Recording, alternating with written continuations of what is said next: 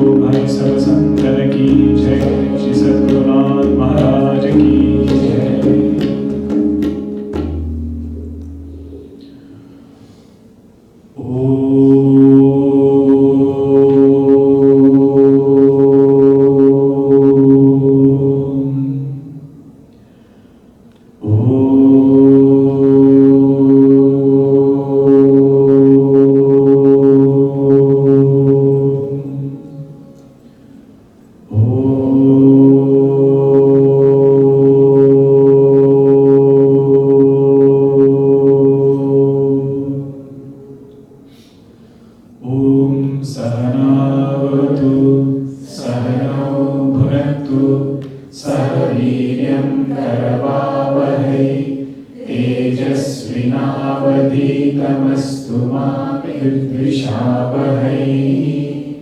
Om Shanti Shanti Shanti.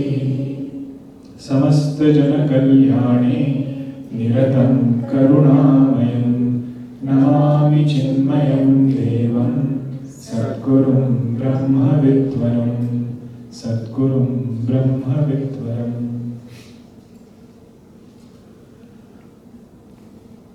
There are three things about which a spiritual seeker starts thinking. The first thing is me, myself. Who am I? What are the different situations that come in my life? And how can I face them better?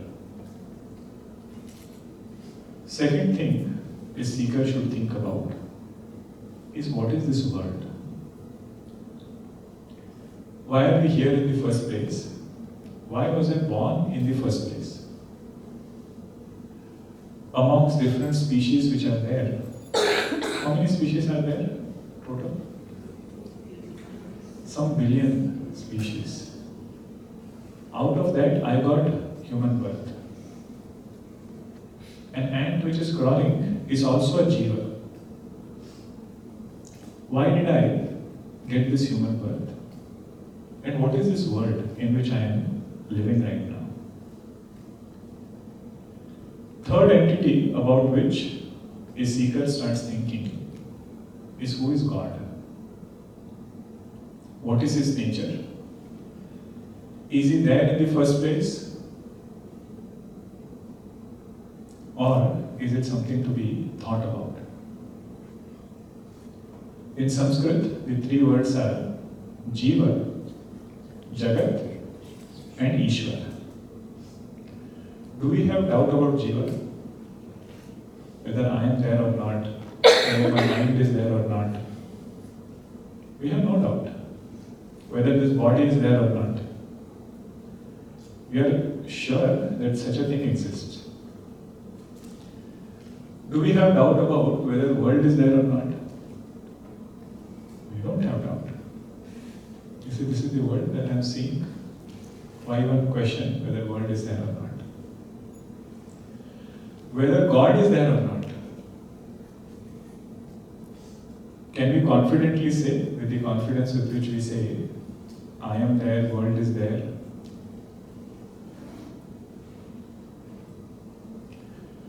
He says there, we have to think. Vedanta is so beautiful that faith is always backed with logic. Faith has a great role in devotion, but that same devotion is backed with logic. Not to get stuck in logic, but just to strengthen our faith.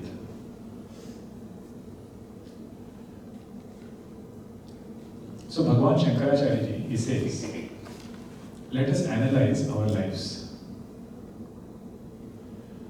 We have had several experiences so far, several things we have wanted in life.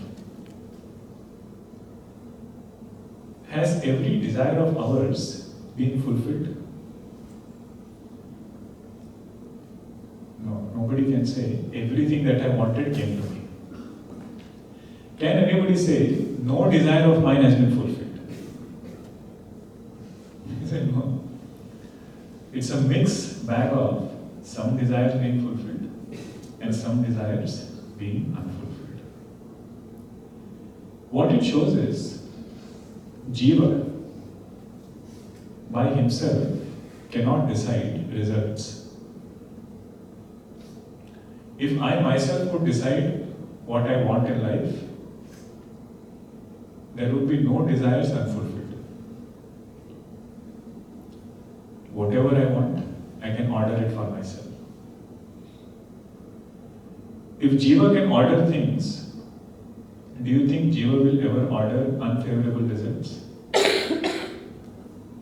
Tire has to go flat one day when you're rushing to work. It's unfavorable. If Jiva could decide,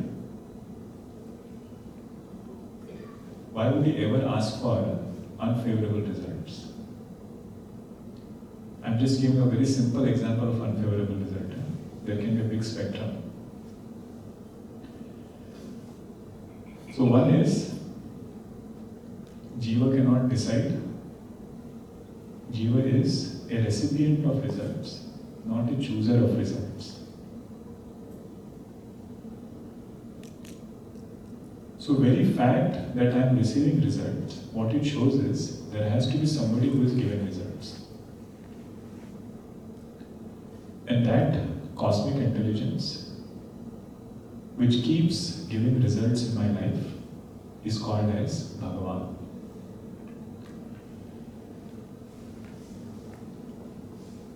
Now when it comes to actions, can I say, I myself can control the situations in my life? Means when it comes to actions, will you call yourself as a controller or a contributor? Say, I'm only a contributor, not a controller. Whatever results you want to analyze, whatever things you want to analyze, Bhagavan has said, start thinking about it first as an individual. Then expand a little bit to family or whichever group you are in. And then think about creation. Think about 4 people with whom we live or whichever group we are part of. Do you think we are contributors in that group or controllers in that group? See, we are only contributors, not controllers. The moment we try to control, that is when we realize how tied our hands are. So that cosmic intelligence, which guides and controls this body, by the way, this body also we don't have much control. What is happening inside, we have no idea what is there. There was one doctor who went to a mechanic to get his car repaired. This mechanic, he opened his car, did all the fixing and everything. And this doctor came back and asked, how much is it? He said, $50. $50. Then this mechanic told this doctor, I also have a question. See, you also open people's body, heart you open, do heart surgery, and you charge $50,000. I also open your car, fix the things inside, I charge $50. What is the difference? He said, I'll show you the difference. He went inside, turned the engine on. He said, now you try to fix. When the engine is running, you cannot open and fix it. When the engine is off, that time you can do it. So this human body, when the engine is running, heart is running, all the organs are alive. Such kind of a complex thing inside is being run without our knowledge.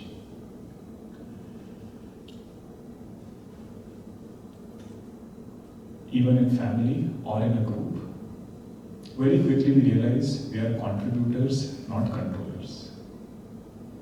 As far as the results are concerned, we are recipients, not choosers. Think about it and don't accept because I am saying it. Did we choose our physical body? What kind of nose I want, what kind of ear I want, what kind of hair color? It was given to us. We did not choose the family in which we were born. We did not choose our siblings, relatives. All of it was given to us based on our karma. And the one who gave it is called as Karma Phala Data. And we have asked so many things from Bhagavan. Many a times it has been fulfilled also. And devotee always feels whenever it was not fulfilled, that also had a reason. But what happens is, after desire gets fulfilled, we don't bother to go back and thank Bhagavan. If we do, that becomes a thread to deepen our devotion. One Mahatma would say, Bharosa means Bhakti. Bharosa means what? Faith. Having this assurance that I have some higher power in whom I can seek shelter. I have sought it many a times and that power has helped also. That kind of connection with God is called as devotion. So anytime we get this question about, is God there or not? Just think about these 2 points. How do results come in my life? Even right now when I am doing actions, how much of control do I have? More we can think about it, more we can connect with Bhagavan, our love will deepen. See, generally speaking, you don't need logic for love. Do we love children because logically we know that they are lovable? Or do we love because we really love them, no logic is needed? But logic is helpful so that it can strengthen our faith. Too much of logic is also not good. Rāmkrishna Paramahansa says, if there is a calm lake, you can just drink water from it and be happy. Because all the dust and dirt would have settled down. If you put your hand and shake it, all mud will come and you cannot drink that water. He says logic is like shaking that mud.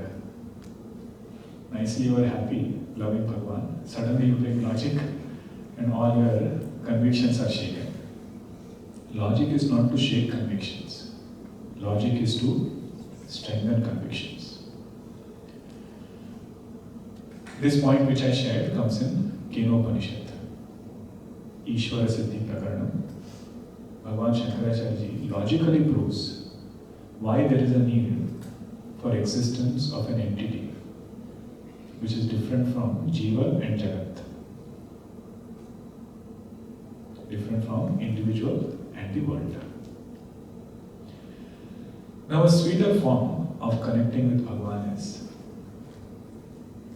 just like a child holds on to father or mother, a devotee holds on to God at all times. Have you seen a Mela in India? The fair which is there. If the child is holding on to mother and going on seeing the fair, he can enjoy the fair. But sometimes there is so much of rush, somebody pushes both of them, and if the child loses his hand that he was holding and is separated from his mother, same merry-go-round is there, same wheel is there, but still he cannot enjoy that fair, it becomes a source of sorrow. That child is Jiva, mother is God, and the Mela is this world. You live in this world holding on to God, this world becomes a joy. The moment we lose that connection, the moment we forget Bhagavan, all of the same world becomes very difficult. The traditional example is when you open a jackfruit, it is said you should not put your hand directly in that jackfruit.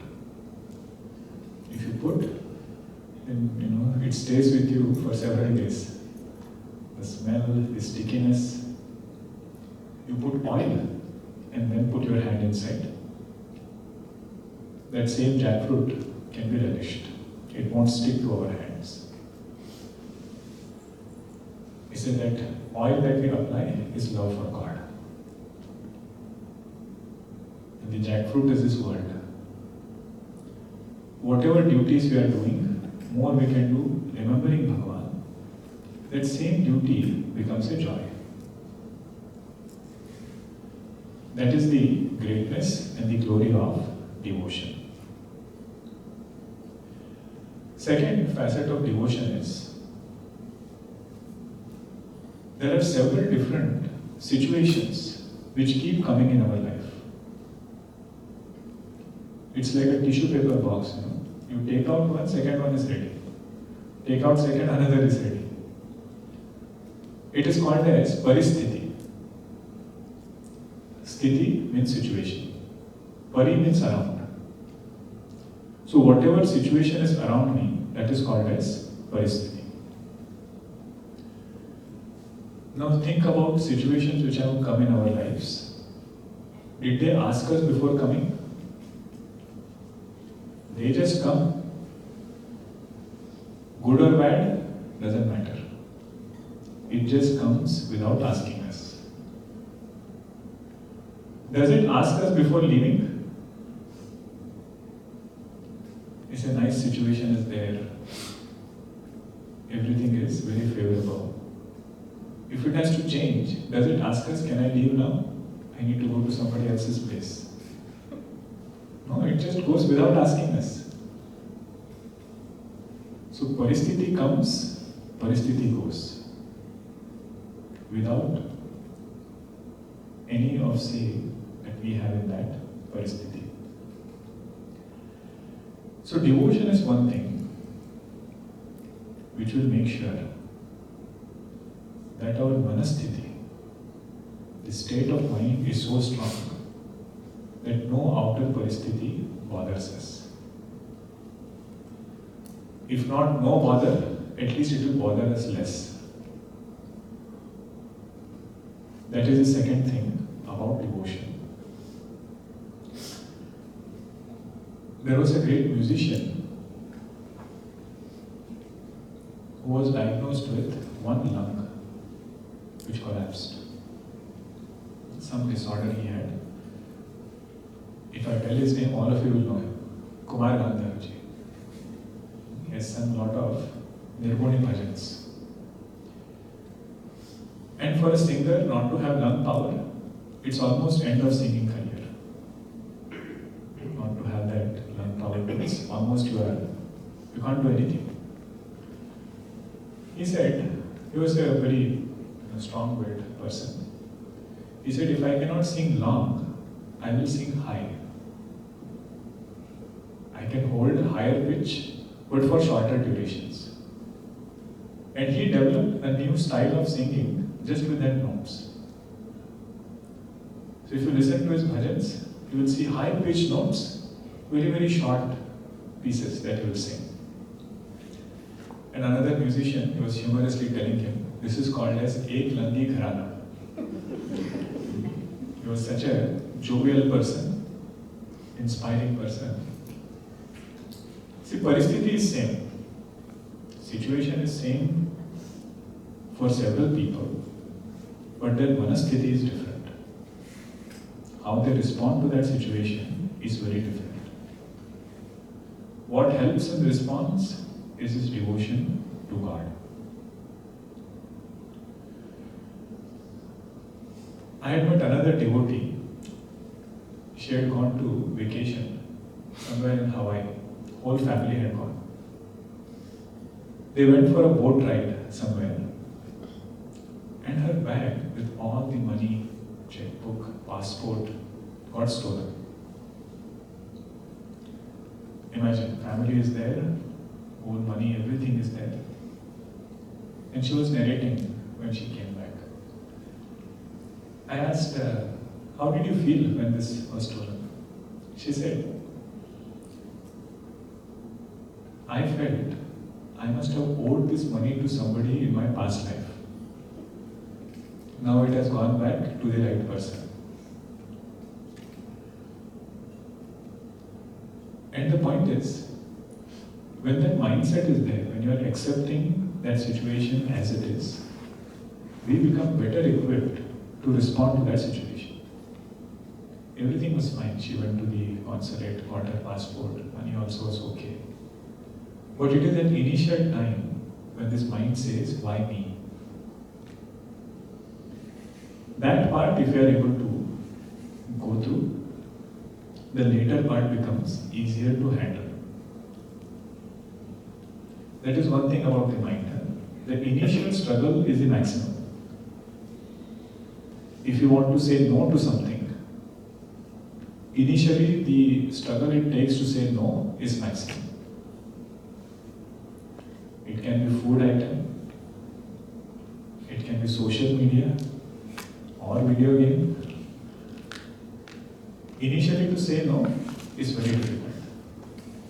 But once you say no, that ability to say no becomes easier and easier. So devotion is that which will make sure that our paristhiti doesn't bother us too much. The reason we are seeing this is our topic for this 3 days yajna is going to be Navadha Bhakti. 9 forms of devotion.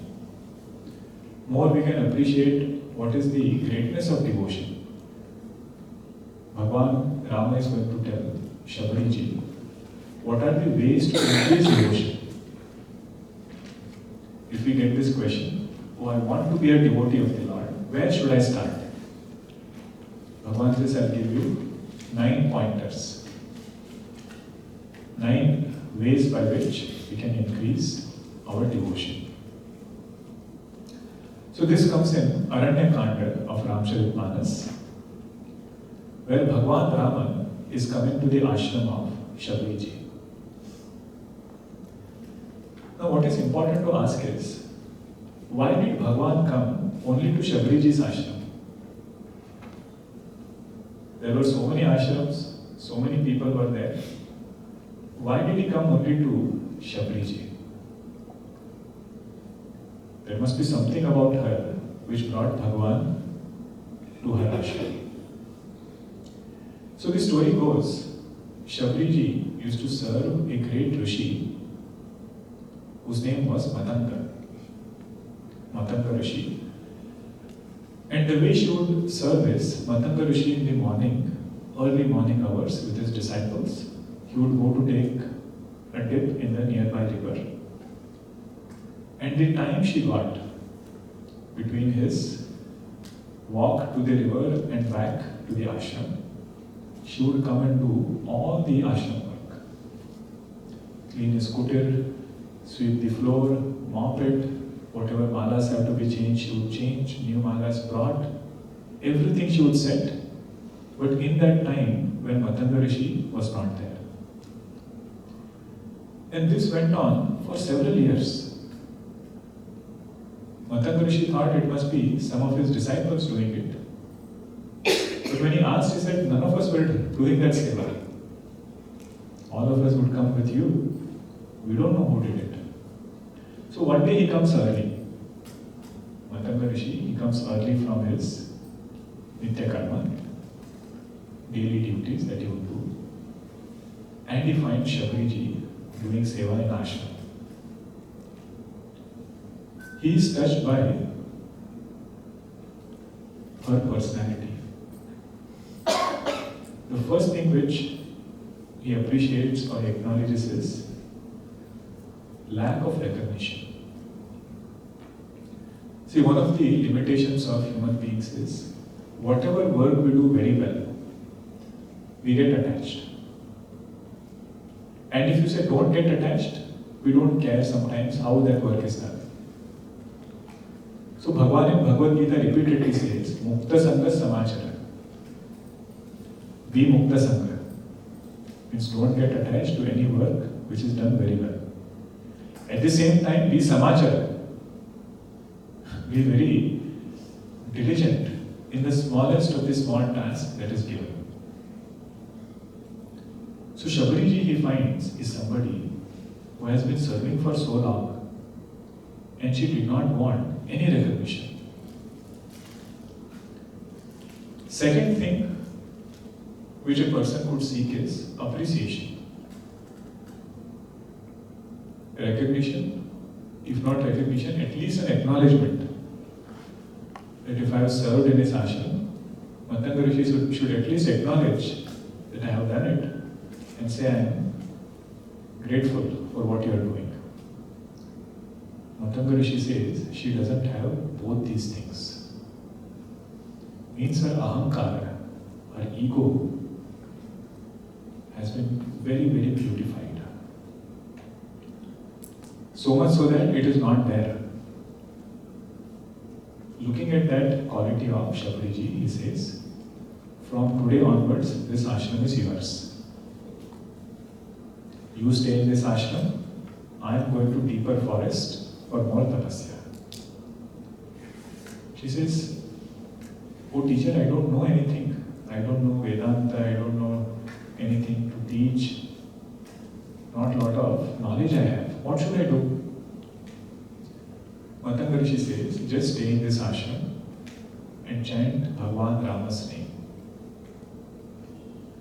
Sincerely you chant, that chanting is so powerful, Bhagwan Rama will come. Your Nama Japa will bring Bhagwan Rama to your ashram.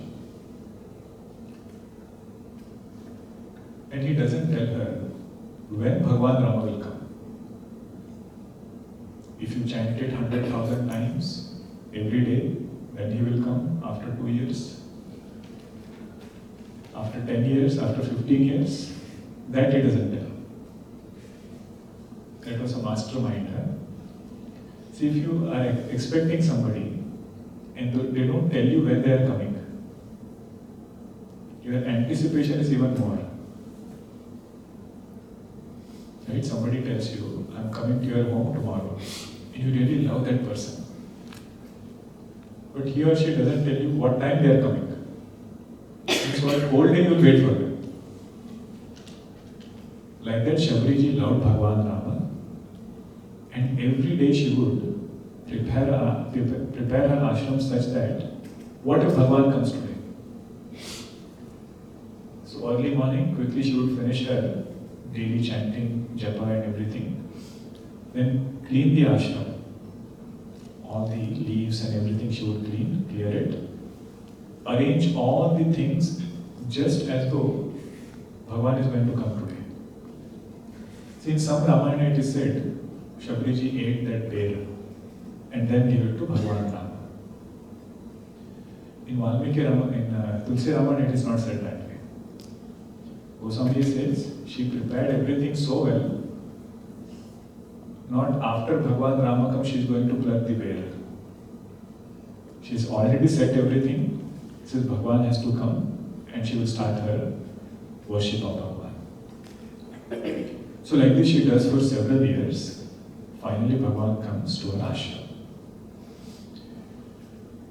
So the qualities which brought Bhagwan to Shabriji's ashram, the first thing was her faith.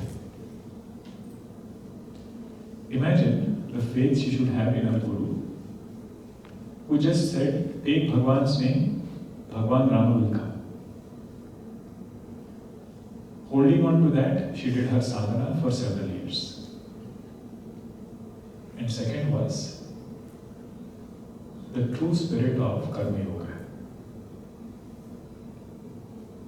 No desire for recognition, no desire for appreciation.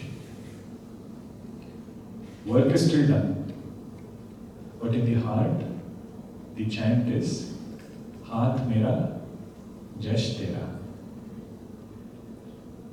Hands are mine, glory is yours. Many people chant this while cooking. In North India, this is the japa they do while cooking.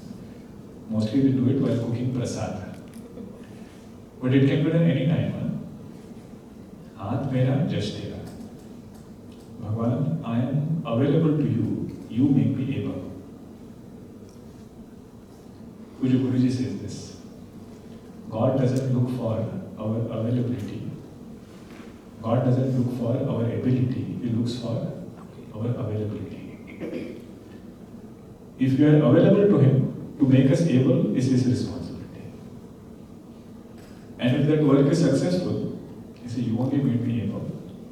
So that is your grace. And if that work doesn't turn out the way that we want, so that is also Hari Ichha. One person organized a seminar, Success Without Stress. And he was expecting 200 people to show up. Only 2 people came. Finally, he got stress without success. What you think will happen and what really happens is in that, don't get too caught up. In every result that we get, there is a message here.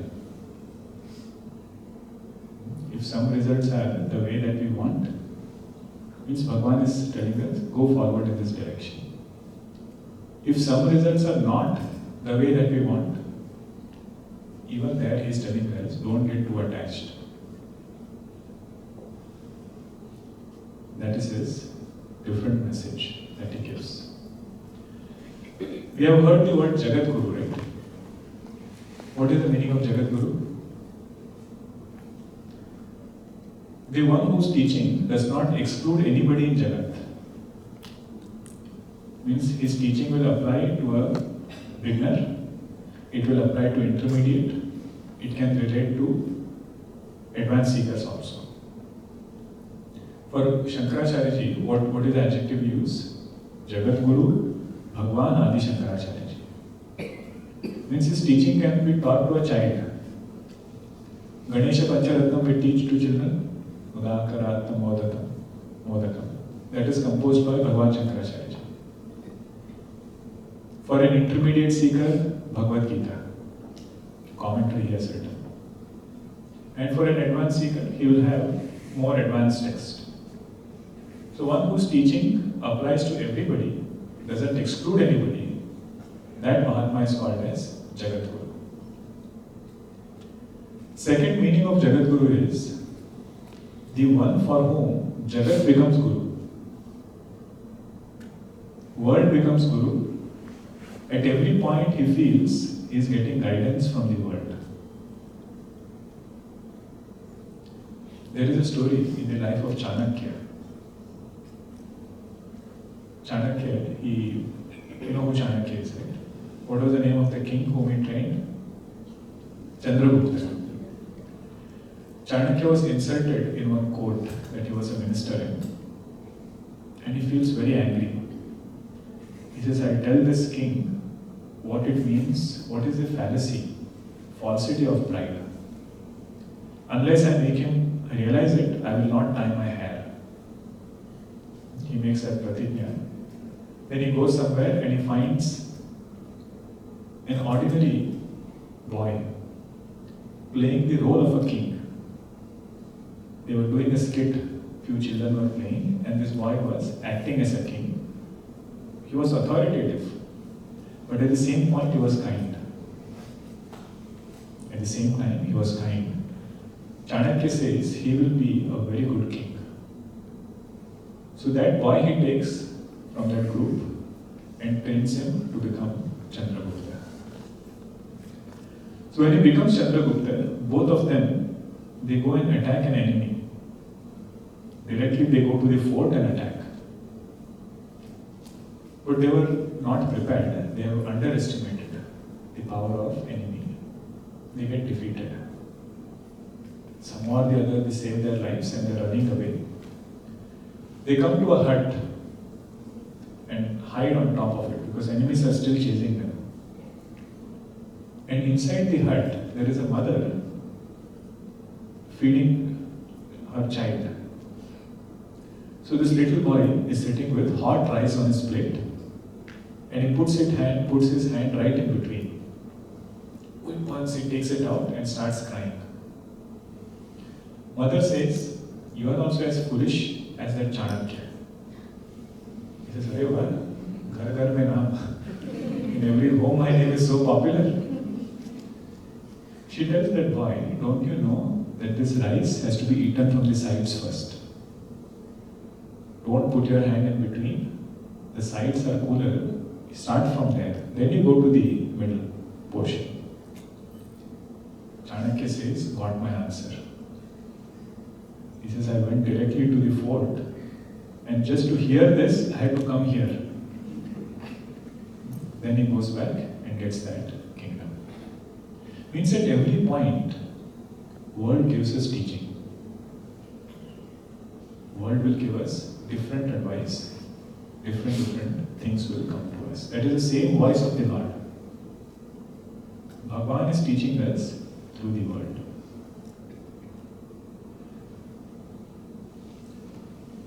So these were the qualities of Shabariji. Her faith, her patience to wait and to have faith in her Guru's words. Now let us see after 34th Doha, 3 verses which will talk about Navadha Bhakti. Rāmacharitamānas it is said, even if you chant, you get punya. So we should always do some chanting.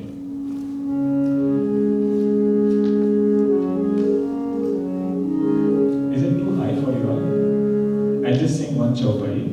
If it's high, you tell me. I'll switch to a different thing. I just want you all to sing louder.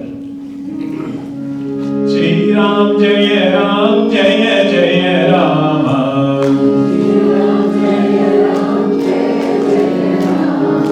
Shri Ram Jaya Jaya Rama.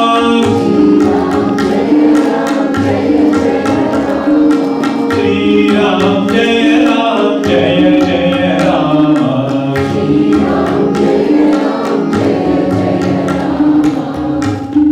Is it right? Yes, it is. Okay, I'll try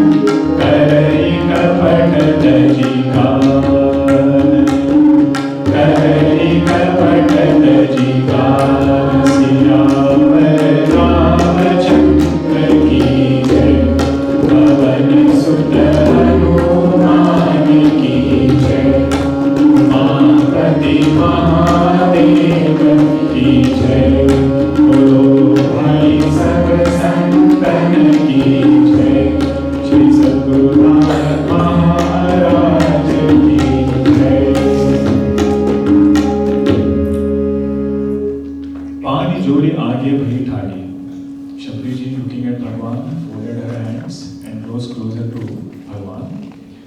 Prabhu hi below ki preeti ati bhati. Looking at the Lord, there was a great sense of joy in her heart. Inexplicable. Imagine you are waiting for somebody for so long and finally they arrive. If they have gone somewhere and you don't know when they are going to come, the joy that we feel within, this is that kind of joy Shabriji felt. Kehi vidhi astuti karo tumhari. She says, Bhagwan, in what way should I praise you? Stuti means praise. Everybody else is Rishi Muni. They know Sanskritam. They know different stuti they can compose. I am an ordinary person. I don't know how to praise you also. Adhama jati mein jadamati bhari. He says, I am the person who doesn't have a lot of thinking, intellect. These chaupais we have to understand with lot of faith and reverence. If you put it out of context, then people derive so many meanings, which is very sad. It has nothing to do with Shabriji being a woman, nor anything to do with where she is born. Every devotee who stands in front of the Lord says that line. Adama jati mein jadamati bhari. He says, I am nobody in front of you. Goswami Tulsidas writes in so many places, Moso kona kutila khalakami. He says, who is there in this world greater sinner than me? Such a saint writing about himself as a sinner. Means that ego which has been almost wiped off expresses with such kind of humility. So look at Shabriji as a devotee of the Lord. She is saying, Bhagwan, I am nobody in front of you. Bhagwan says, and she continues actually, Adamati Adama Adamati Nari. This I am the smallest of the smallest. If it is Nara, he will say, Adamati Adama Adamati Nara. See, Vedanta doesn't give too much importance to physical body.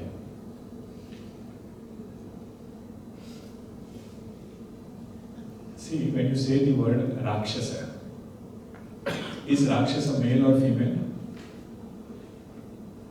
Okay, if you say the word Asura, Asura is male. Does it mean all males are Rakshasas or Asura? No, it just happens to be used in certain context. Putana came, she was a Rakshasi. So the focus is mainly on mind. What is the nature of mind? That will be expressed through certain expressions. So here she says, I am the smallest of the smallest. Tinamahu mein mati manda aghari. I don't have a lot of intelligence. Goswami Tulsidas ji, in the beginning, he spends around 30 to 40 dohas just doing namaskar. And he tells about himself. He says, I am somebody who doesn't have any ability, no qualifications. Hanuman Chalisa, all of you are familiar with. How does it start? Shri Guru Charana Saroj Raja Nijamanu Gura Sudhari Barano Raghubara Bimala Jasu Jodaya Kupalacharine Buddhi Natanu Janike Sumira Upavana Kumar Balabudhi Vidya Dehuhi Harahu Kale Sabikar Buddhi Hina Tanu Janike. He says, I am going to compose Hanuman Chalisa, but I am Buddhi Hina. Bhagwan, you fill in this Buddhi with abilities, and that will take me further. It just shows their humility. A person who has such kind of mindset, it is very difficult to disappoint that person. If somebody comes and criticizes Goswamiji's work, He says, I only told you I am buddhihina. My work is not something great. What new are you telling me? More we have this abhimana, more vulnerable we become in the world outside.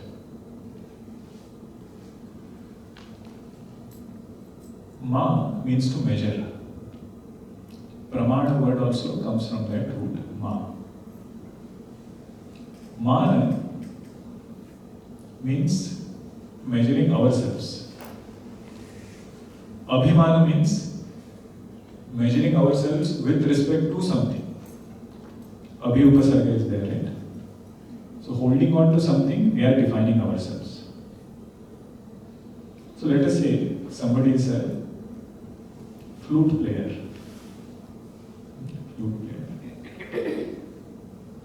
He thinks on a scale of 0 to 10, his rating is 9.5. Flute player, he feels his rating is 9.5. Goes out in the world, starts his concert. World rates him at 3.5. That gap between 9.5 and 3.5 is called as apamana. He feels insulted. I thought I was 9.5, world gave me 3.5. But let us say he rates himself at 6. World gave him 9.5. Such a great player, so nice. You took us into trance when you were playing.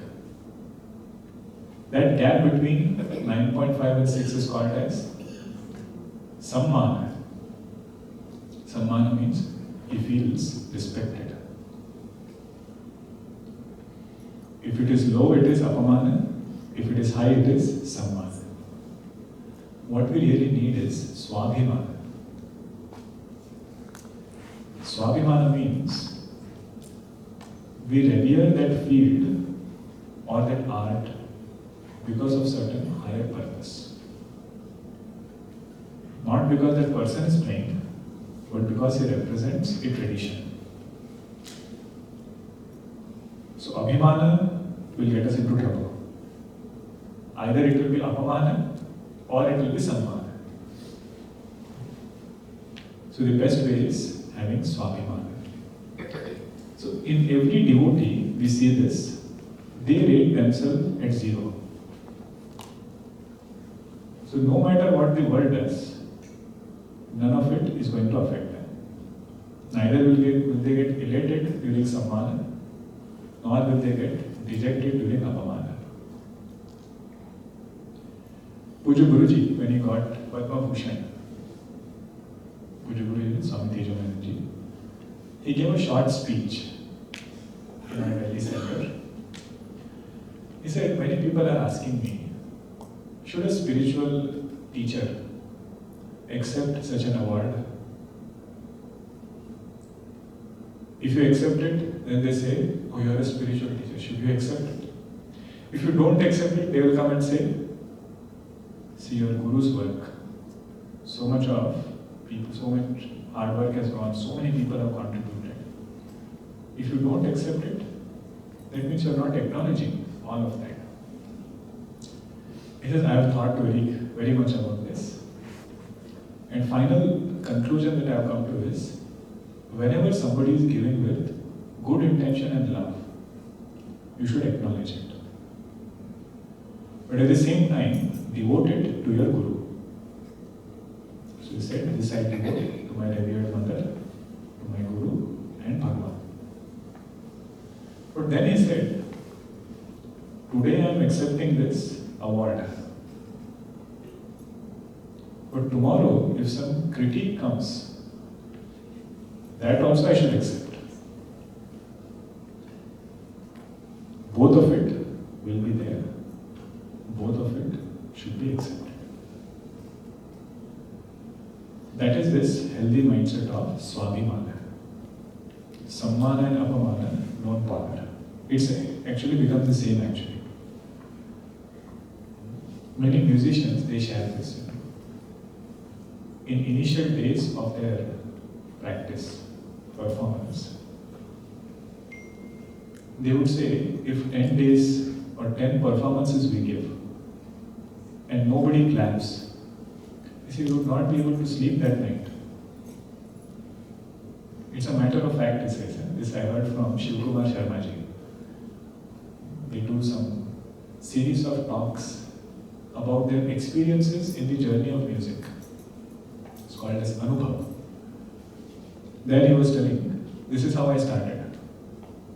But a stage comes, he said, whether people are there or not, I'm oblivious to it.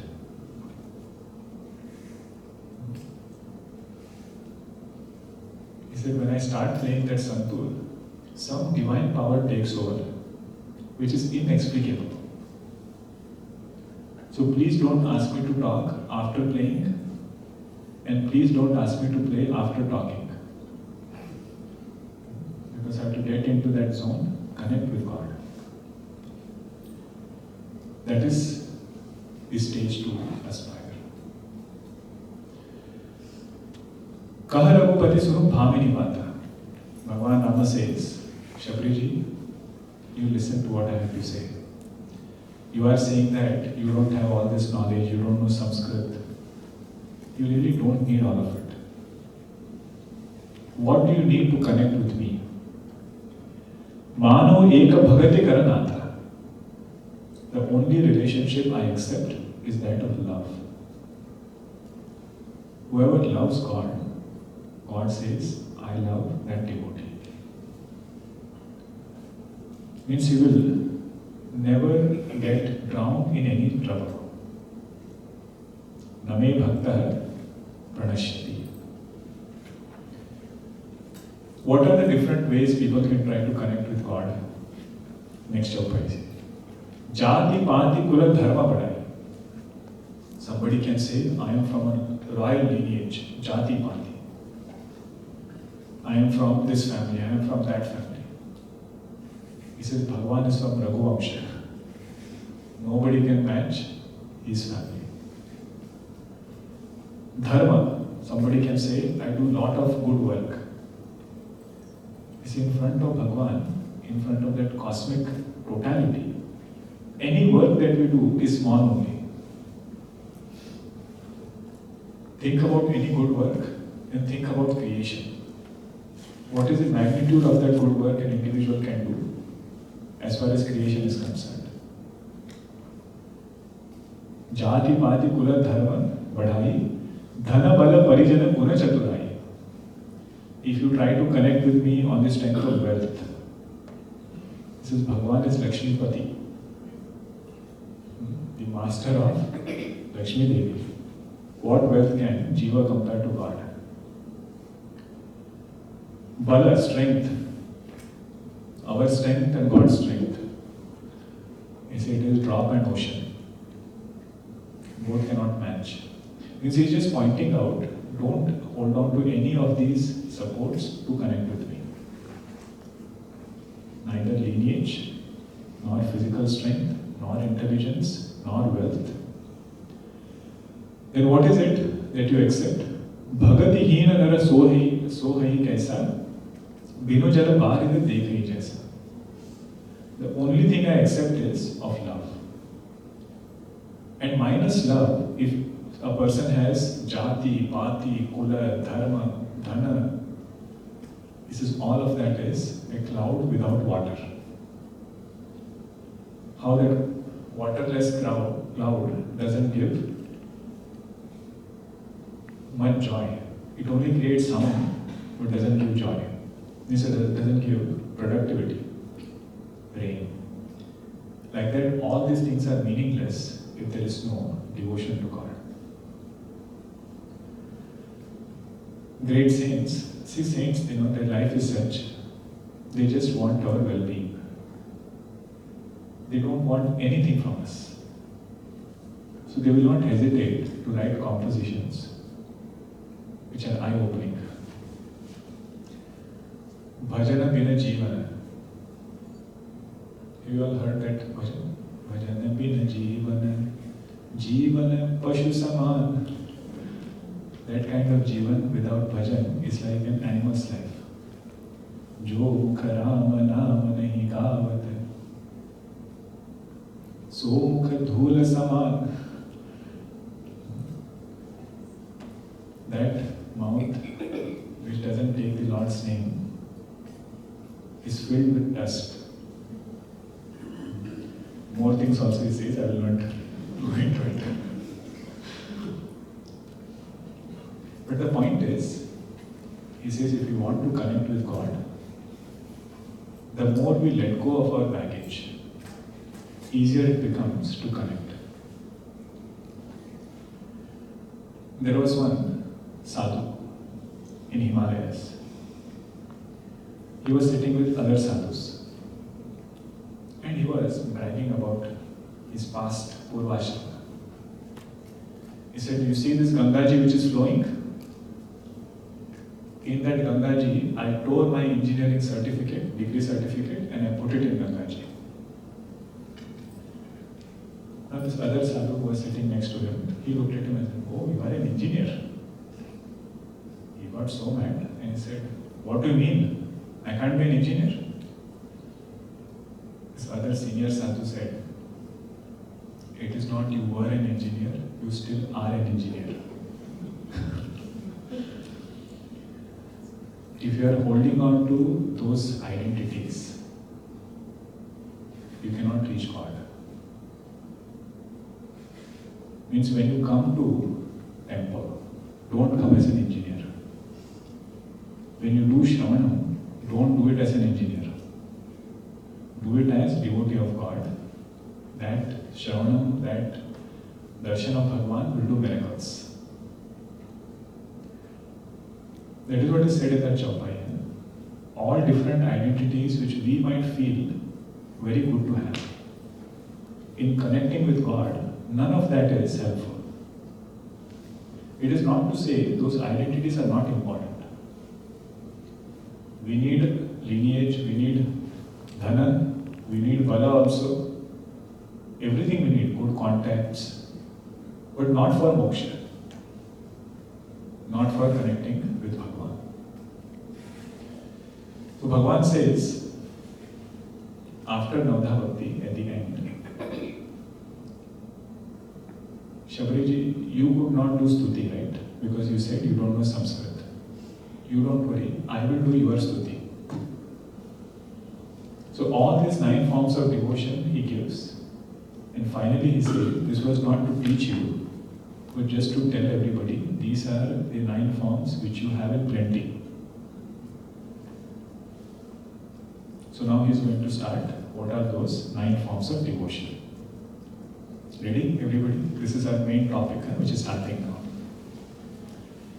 Navadha bhagati kahu tohi pahi, savadhana sunu dharu manamahi. I'm going to tell you Navadha Bhakti. Please listen with attention.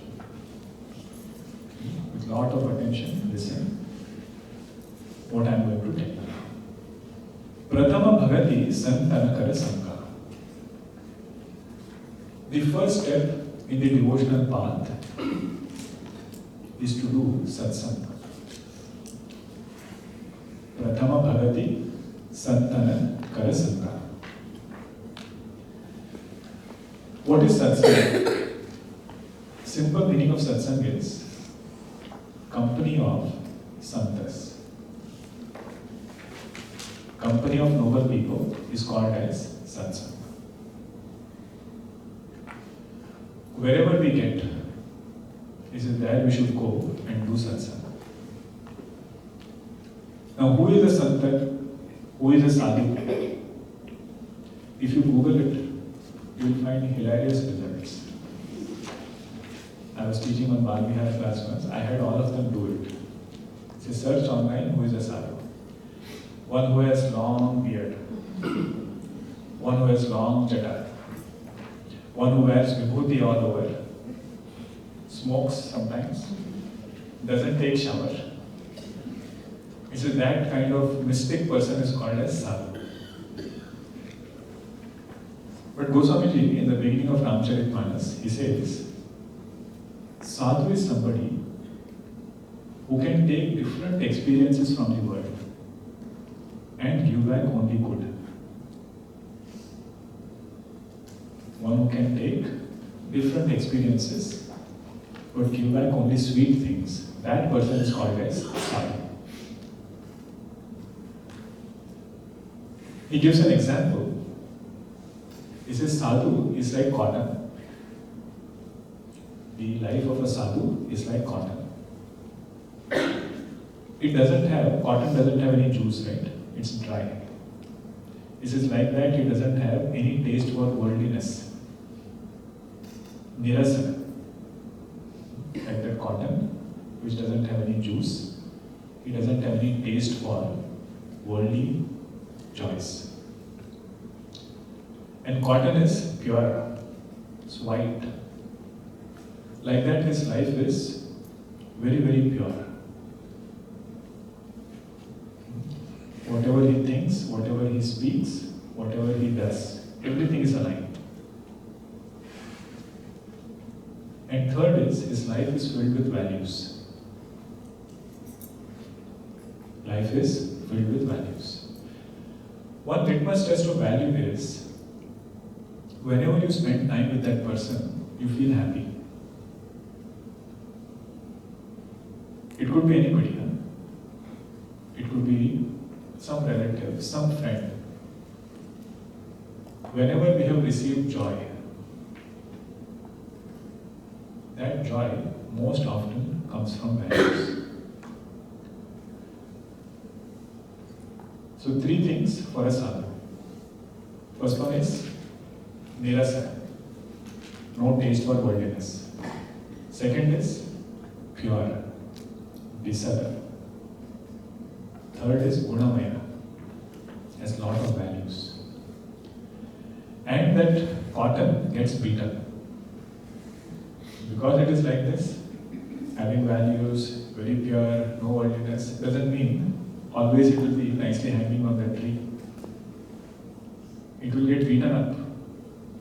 After that, a needle will be taken, poked in and out, and cloth will be made. But finally that cloth comes to cover the same person who pierced the needle. He says, just like that cotton, sadhu is of that nature.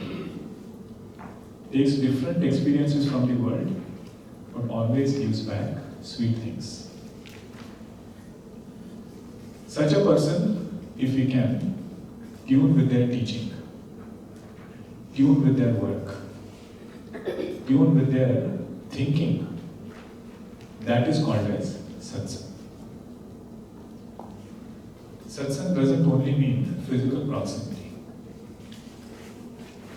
Darshan of Mahatma gives punya. But unless we tune our mind with their teaching, we will not benefit fully from what they have to offer. So Gurudev would say, Bhagwan Shankaracharya's Japamala was always on his neck, but that physical proximity did not do much. Unless you sit with the teacher, tune your mind to that teaching, and try to live our life according to that teaching. That is when things change. So satsang means tuning our mind to the teaching of a santa. And santa will always connect us with shastra. If they are from tradition, they will never say, do this because I am telling you. Do this because scriptures are telling so. Bhagwan Krishna himself says, Tasmat Shastram Pramanante. To Arjuna he says, you should do what I am telling you, not because I am telling you. You should do what I am telling you because this is what is told in scriptures. For us to directly go to scriptures is very hard. How many of us have read Vedas? How many of us can directly understand what Upanishad mantras mean? So cryptic. So Goswami says, all Santa Mahatmas are like clouds. They take the salty water from the ocean, make it sweet and give us the sweet water. So all Santa Mahatmas, they have taken the trouble to go through Upanishads, understand it. Then they wrote commentaries.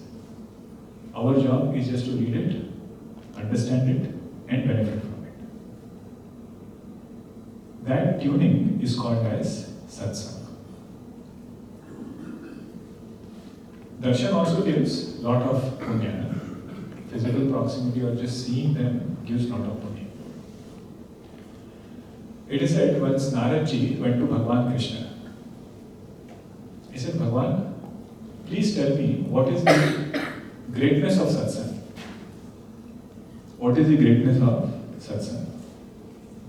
Bhagavan Krishna told him, you see that worm in Naraka? Naraka means hell. You see that worm in Naraka? Go and ask. That worm will tell you. Naradji goes there and asks that worm, worm, tell me, what is the greatness of satsang? That worm looks at Naradji and dies. Naradji comes back to Bhagavan Krishna. He says, what happened? I asked that worm and it died. Bhagavan says, there is one baby parrot, just born. Go and ask that parrot. That parrot will tell you. If you have heard the story before, listen again. I will feel good. You go and ask that parrot will tell you. He goes and asks the parrot, what is the greatness of satsang? That parrot also dies. Third time he comes to Bhagavan, Bhagavan says, go and ask a calf, what is the greatness of satsang? That calf was about to tell him what is the greatness of satsang, its body also drops. Naradji comes back and what is happening? Every person I ask is dropping their body. He says, okay, last. There is a prince who is born. Go and ask him. He says, Bhagavan, until now nobody came after me. Worm was okay, parrot was okay, calf was okay. If the prince dies, you know what will happen to me? He says, no, you go and ask, have faith. So Naradji goes to that baby prince and says, little prince, he says, what is the greatness of satsang?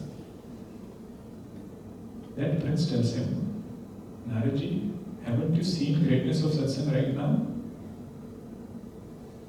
I was that worm in Naraka. I saw you. I was born as a parrot. I got your darshan again. I was born as a calf. Now I got your darshan. Amongst all the types of life forms, the greatest form of life is human birth. I got that on the power of satsang. This is the greatness of satsang. One is physical proximity, but another is tuning our mind with the teaching. It is said, in satsang the topic always has to be either about devotion, or about knowledge, or about karma. Swamiji says satsang is like Triveni Sangam. Have you all been to Prayagraj? Triveni, taken a dip there. How many rivers meet there? Triveni means three. One river is Gangaji. Second river is Saraswati-ji. Third one is Yamuna-ji. This is Gangaji is a stream of bhakti, devotion.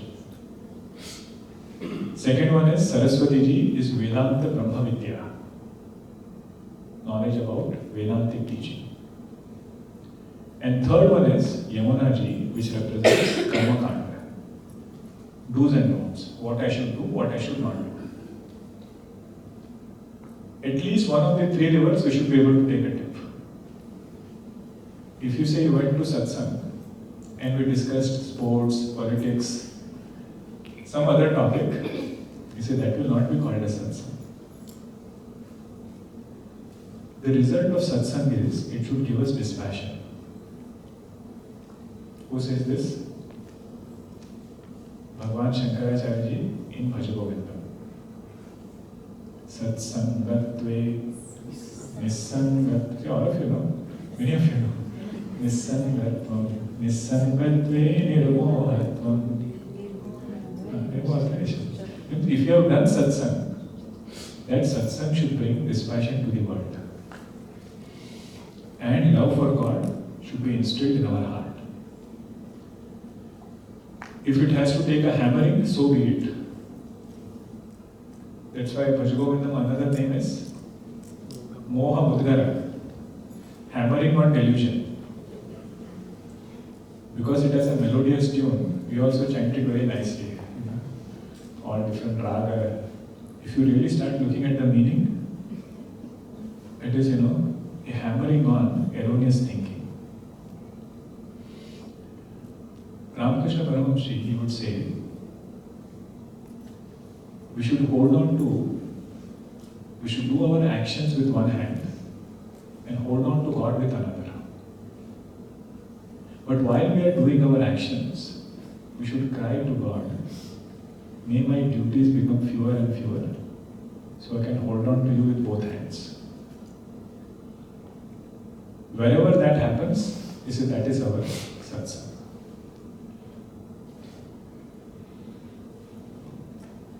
Now there are so many Mahatmas whose life has been transformed through satsang.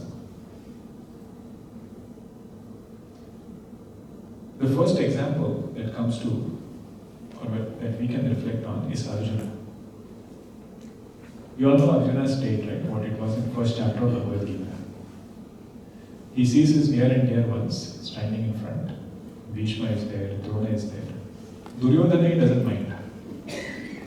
If Bhagavan Krishna had to place the chariot in front of Duryodhana, Bhagavad Gita would not have come. War would have been finished. 18 days also were not needed. But Bhagavan Krishna strategically places it in front of Bhishma and Drona. Looking at them, his hand starts trembling, voice falls off, mouth is parched. And the same warrior, whose name was so popular, everybody knew Arjuna as a very great warrior. Without adding one more person to Arjuna's army, Bhagavan Krishna is able to inspire him to fight his battle of life just through satsang. What is the greatness of satsang? This is the greatness. Just by listening, all our erroneous notions are removed. Different erroneous notions are removed just through listening. Think about it. For how long are we ignorant? Time immemorial. How much time will it take to get enlightened? Don't say time immemorial. The power of satsang is several years of erroneous thinking can be put aside with few years of satsang. Think about your own journey before you started doing satsang. I'm very sure all of you are doing some satsang.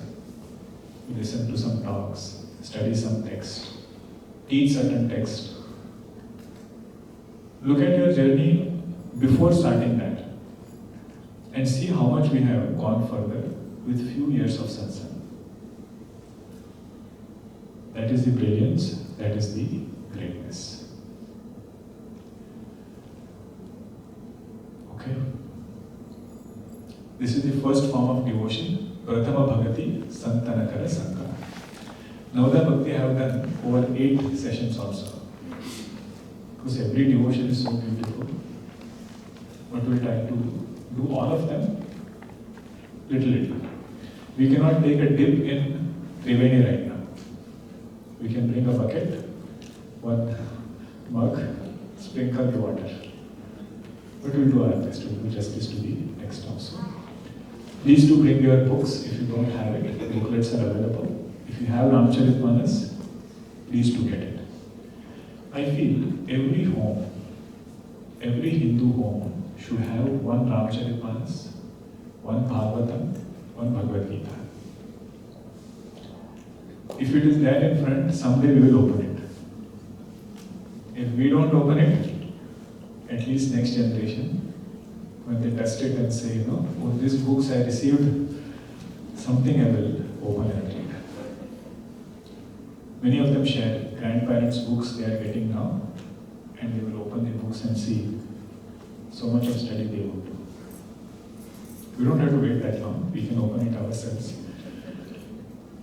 Gurudev, when he came down from Himalaya, that is what he noticed. People would wrap Bhagavad Gita in velvet cloth, nicely cover it, keep it on an altar, and do arati. He said, that is good, we have that faith, but we will also benefit if we open and read it. That is where he came up with this concept of Jnana Yajna, where we offer our erroneous notions and get different perspectives through Shastra. Do we have Arti or no? Yeah, we'll do We have Arti, right? Yes. So we'll do Ramayana Arti or Mother's Arti? You could be doing each of the days. Good.